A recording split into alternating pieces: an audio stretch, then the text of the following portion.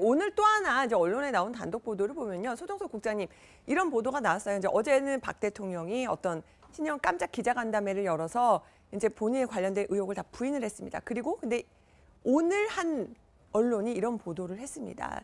최순실 씨 자문을 계속 구하다가 정윤의 문건 이거 관련해서 터지니까 이제 최순실 씨 자문을 그만 받자라고 말한 것으로 전해지고 있다. 2014년 일인데 사실 이제 저게 이제 지금은 이제 대통령이 언급한 걸로 이렇게 나왔지만은 지난번에 사실은 공개가 됐던 부분이죠. 그러니까 저 정윤의 문건이 공개되고 나서 한 3개월 정도는 이른바 그 일요일 날마다 들어와서 문고리 3인방들과 같이 회의하던 거 있지 않습니까?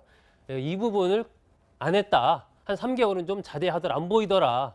그리고 나서 지나니까 다시 또 이루어졌다. 뭐 이런 이제 증언들이 있었는데 똑같은 그런 맥락이기 때문에 아마 그 부분은 그 전에 쭉 최순실 씨가 청와대에 들어오면서 또 아니면 정호성 전 비서관을 통해서 각종 문건을 오가면서 여러 가지 도움을 주고받았던 이런 부분들이 문제가 될 수 있다는 것을 대통령이 어느 정도 생각을 했기 때문에 예를 들어서 안 들어오는 게 좋겠다라고 이제 얘기를 한 것이 아닌가. 이런 부분들은 지금 현재 최순실 씨나 박 대통령 양쪽에서 둘 다 아무런 거기에 문제가 없었다라고 주장하는 것에 대해서 그렇지 않다라는 것을 다 알고 있다는 하나의 또 다른 방증으로 이제 볼 수가 있는 거죠. 그게 또 하나 있어요. 네. 그게 뭐냐면 그 정윤의 문건 파동 이후에요. 5번인가 6번씩 계속 집을 옮겨 다닌다는 거예요.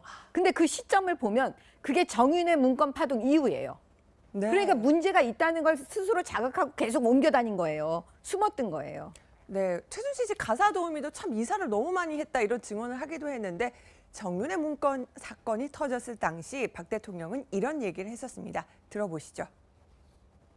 찌라시에 나오는 그런 얘기들에 이 나라 전체가 흔들린다는 것은 정말 그 대한민국이 부끄러운 일이라고 생각합니다.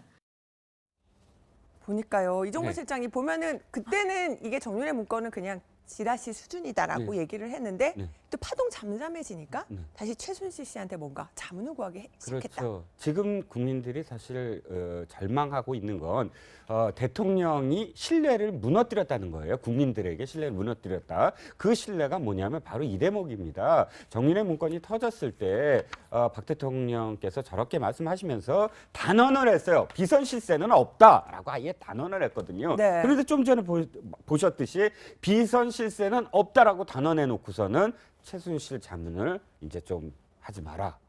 그 최순실이라는 비선 실세가 분명히 비선을 구하고 어저께는 지인이라고 표현했지만 어쨌든 그렇게 하면서 사실은 이 국민들한테는 비선 실세 없다라는 이중적인 어떤 태도를 지금은 국민들이 알았거든요. 그러니까 이 대목이 가장 사실 국민들이 절망하는 대목이죠. 그러니까 과거의 해명이 다 이렇게 좀 맞아 떨어지는 거라면 좀 더 어제 대통령 기자간담회도 국민들이 더 진정성 있게 더 진실로 받아들였을 텐데 또 아쉬움이 좀 남습니다.